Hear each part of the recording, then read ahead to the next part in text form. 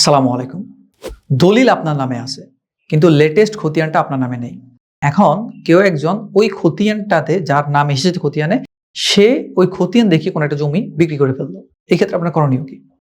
সাধারণত আমরা জানি বর্তমানে যদি আপনি কোনো জমি বিক্রি করতে চান, তাহলে আপনি অবশ্যই লেটেস্ট খতিয়ান আপনার নামটা থাকতে হবে।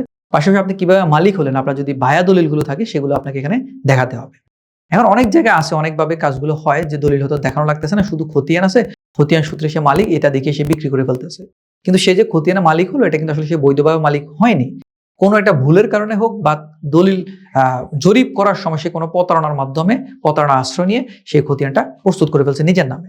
এই ক্ষেত্রে যে লোকটা আসলে প্রকৃতপক্ষে মালিক, তার করণীয় কি?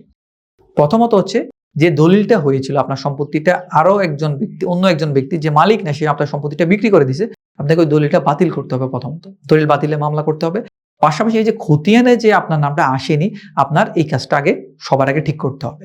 আমরা সাধারণত এই বিষয়গুলোতে অনেক অলসতা করি বলেই অন্যরা এই সুযোগটা নেয়। আপনার যখন খতিয়ান প্রস্তুত করা হয়, অর্থাৎ রেকর্ড করা হয়, তখন আপনার দায়িত্ব হচ্ছে আপনার জমিতে থাকা এবং জরিপ অফিসারদেরকে বলা এই জমির মালিক আপনি।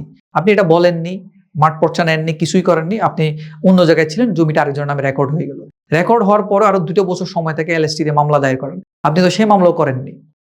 যদি আপনার মামলা করার সুযোগ থাকে, অবশ্যই এলএসটি তে মামলা করে খতিয়ানটা সংশোধন করবেন। যদি এলএসটি তে সুযোগ না থাকে, তাহলে আপনাকে যে কাজটা করতে হবে, আপনাকে সুনির্দিষ্ট প্রতিবেদনে 42 ধারা ডিক্লারেশনে মামলা করতে হবে যে খতিয়ানটা সংশোধন করে যাতে আপনার নামে ঘোষণা করা হয়।